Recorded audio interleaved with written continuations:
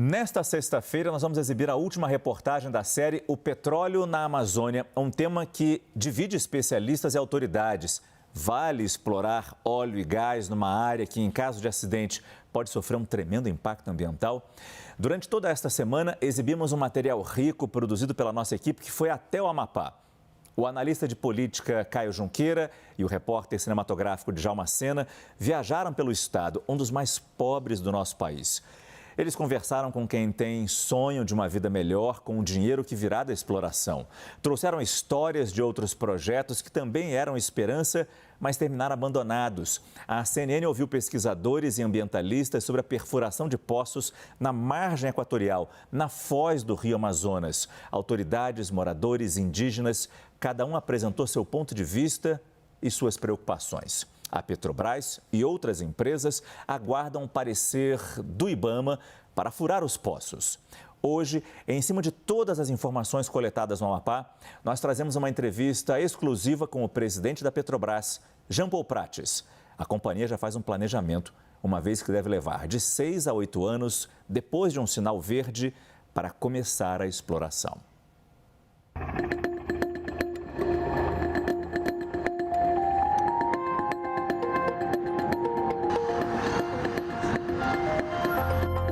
Rio de Janeiro, primeiras semanas de dezembro. A CNN foi à sede da Petrobras no centro da cidade para uma entrevista com o presidente da estatal. Jean Paul Prates defende a exploração de petróleo na Amazônia. Bom, presidente, por que explorar petróleo naquela região? Porque é preciso repor expectativas de reservas. Nesse caso, nós não estamos falando de repor reservas imediatamente. Nós estamos pedindo o direito de buscar petróleo novo para, em sabendo se ele existe ou não, produzir. Esta área é uma área de fronteira.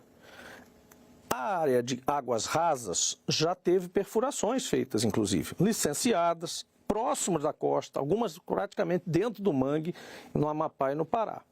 Nós agora estamos olhando outra fronteira com tecnologia de 20 anos mais à frente, né, que é a Foz do Amazonas Águas Profundas, ou águas profundas do litoral do Amapá. Se você, hipoteticamente, cortasse a produção hoje, atendesse a alguns pedidos um pouco mais eloquentes, dizer, olha, pare tudo com petróleo, pare de produzir, ou se não parar de produzir, pare pelo menos de buscar e usar novas reservas. Você terá uma ruptura em 10 ou 15 anos muito radical. E provavelmente, como país que conquistou a suficiência recentemente, teria que voltar a importar grandiosamente volumes de petróleo para colocar nas nossas refinarias petroquímicas, etc. e tal, em menos de 20 anos. Ainda há um longo caminho para que o projeto saia do papel. A expectativa é que comece no primeiro semestre de 2024, com uma checagem se há ou não petróleo na região. A sonda é só para furar, achar petróleo ou não achar e ir embora. Isso leva 3 a 4 meses. Após encontrado esse óleo, se encontrado, você vai ter um período de avaliação que pode ir até 180 dias ou mais, meio ano ou mais, avaliando aquela descoberta, se ela vale a pena ou não. Aí um dia chega a hora que alguém conclui, olha, vale a pena produzir. Aí você apresenta à ANP um plano de desenvolvimento, que é como você vai fazer tudo em detalhe durante os próximos 35 ou 40 anos. Você tem que dar tudo isso detalhado ao órgão ambiental, ao órgão regulador e ao órgão ambiental. E aí você vai começar ainda a construir a plataforma, você vai licitar isso, vai levar mais 3, 4 anos, dali a pouco... Ou seja, nós estamos falando de 6 a 8 anos para começar essa produção. O presidente também defende que a destinação de royalties da bacia da Foz do Amazonas seja para a Amazônia. As participações governamentais pagas pela exploração e produção de petróleo, eventualmente resultantes de uma descoberta lá, deverão sim, a meu ver e ao ver da Petrobras, aproveitar aos amazônidas. E deverão ser cuidadas pelos líderes a quem cabe fazer isso. O projeto tem um alto potencial econômico, mas, em contrapartida, existem pontos delicados que dividem opiniões de estudiosos e lideranças da região, inclusive os indígenas, que têm dúvidas sobre a conservação das terras. Há impactos com populações indígenas que estão em terra, porque as operações também se dão com apoio em aeródromos, em áreas de chegada de produto, etc., em terra. E todas esses desafios foram de alguma forma e são sempre colocados pelo órgão ambiental, o IBAMA, que é o órgão federal, que é o que tem a titularidade para licenciar o mar, né, o mar territorial brasileiro, e todas essas compensações e requisitos foram atendidos pela Petrobras.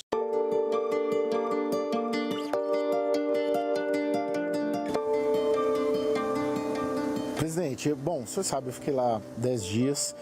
O que mais me chama a atenção foi menos a preocupação das pessoas com os aspectos ambientais e mais a preocupação com o aspecto, o que nossa vida vai melhorar. E lá é interessante porque tem grandes empreendimentos do passado, você já deve ter ouvido falar, o projeto Icome, né? Tirava manganês, tirava manganês da Serra do Navio, levava para o Porto de Santana ali em Macapá, ficou 50 anos e hoje trilhos abandonados, os vagões, tudo lá. Dá para garantir que, de alguma maneira, esse empreendimento levará a desenvolvimento real para as pessoas? Estamos falando de uma faixa de estados, alguns dos estados mais pobres do país, Amapá e Maranhão, por exemplo. Olha, a Amazônia, ela é extremamente traumatizada com projetos que vilipendiam a natureza.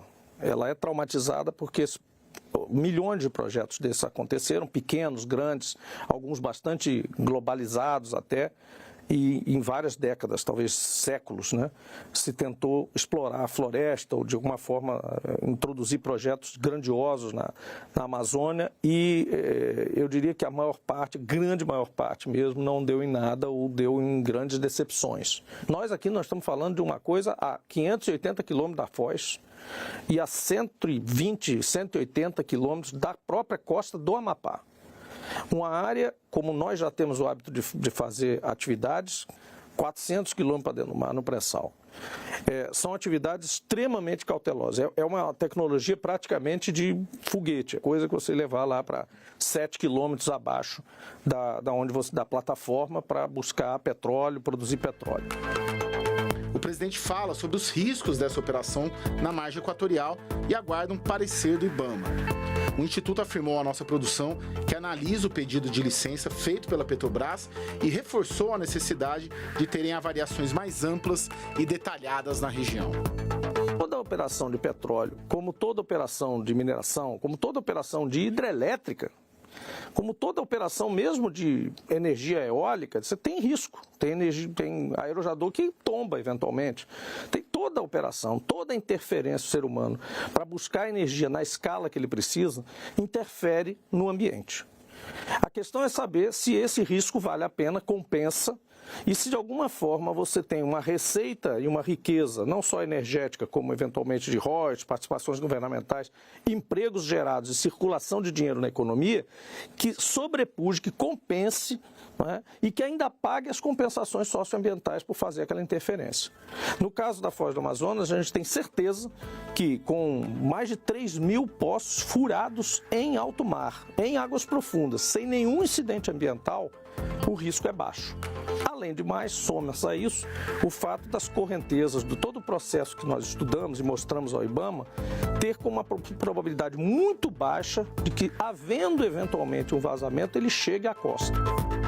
Diante de dúvidas sobre o parecer do IBAMA, a existência de petróleo na região e o impacto nas comunidades indígenas, o presidente tem uma certeza.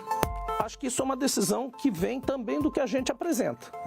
Se a gente tiver o mérito de conseguir convencer de que o risco é muito baixo e administrável e que não vai afetar absolutamente nada comparado com outras coisas que acontecem na Amazônia, na Terra hoje, né, a gente vai ter a licença.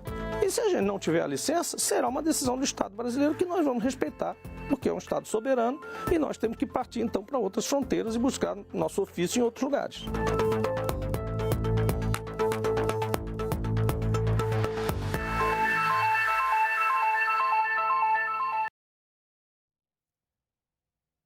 Caio Junqueira está aqui no nosso estúdio. Interessante que no final dessa entrevista ele dá meio que uma alfinetada, né, fazendo uma comparação. Pode ser que tenha risco sim, mas nada se compara ao que já acontece na Amazônia, na terra propriamente dita, ou seja, ele não usou as palavras, mas citando o desmatamento, queimadas. Garimpo ilegal, né, Márcio? Garimpo ilegal, enfim, invasão de terras indígenas. Exatamente. Interessante. E agora, um ponto que chamou a atenção também, Caio, foi a questão da distribuição dos royalties do petróleo. Toda a região que explora, o estado do Rio, por exemplo, cidades de Macaé, Campos, recebem muito royalties do petróleo.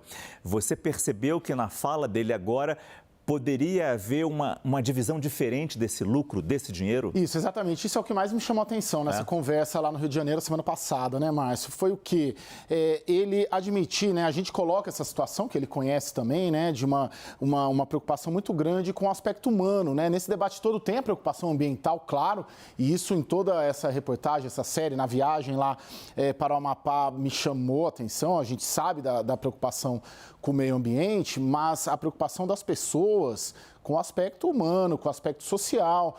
Haverá distribuição de renda, haverá desenvolvimento, haverá melhoria das condições de vida da população, porque a gente está falando de um dos estados mais pobres do país. Logo, nessa conversa, ele fala, já há um debate no Congresso Nacional, a gente está subindo essa entrevista na íntegra agora no site da CNN, mas ele coloca que já há um debate legislativo sobre você, além dessa divisão clássica que a legislação já estabelece, que é mais ou menos 30% para a União, 30% para o Estado, 30% para o município e o restante, acho que é 9% para o Fundo Especial. Sim. É mais ou menos essa divisão, tá, Márcio? Você retira, faz uma alteração legislativa no Congresso Nacional para destinar mais recursos para a Amazônia, tendo em vista que a faixa equatorial, ela pega boa parte, grande parte do que a gente chama de Amazônia Azul, né? A gente pega 6 estados do Amapá até o Rio Grande do Norte, boa parte ali, pelo menos Amapá e Pará, integram ali o que se convencionou chamar de Amazônia Azul. E por mais que ele diga que vai respeitar a decisão do IBAMA, dos órgãos ambientais, sobre autorizar ou não a exploração de petróleo ali, certamente com esse tipo de promessa, com esse tipo de perspectiva de distribuir mais dinheiro para os estados ali, ele deve esperar também a defesa desses estados nesse projeto de exploração. Isso, é muito difícil, assim, andando e conversando, tanto com autoridades quanto com as pessoas dos estados próximos ali à margem equatorial, uma rejeição, uma oposição ao empreendimento, né? Acho que eu não vou dizer que ele é consensual, mas ele não é algo que polarize, que divide opiniões, né? O que ele precisa, ou precisaria a Petrobras e o governo, é convencer mesmo a viabilidade ambiental do empreendimento. É isso que está em xeque agora. Esse é o nosso analista de política, Caio Junqueira, que passou um tempão lá no Amapá fazendo essas reportagens especiais, e você consegue rever essas reportagens no site da CNN Brasil, cnnbrasil.com.br, e claro, no YouTube, procurando lá no Prime Time, assistindo desde segunda-feira. E é importante fazer esse exercício para a gente ter essa reflexão e tomarmos a nossa posição nessa questão tão importante. Obrigado, Caio Junqueira. Obrigado, Márcio.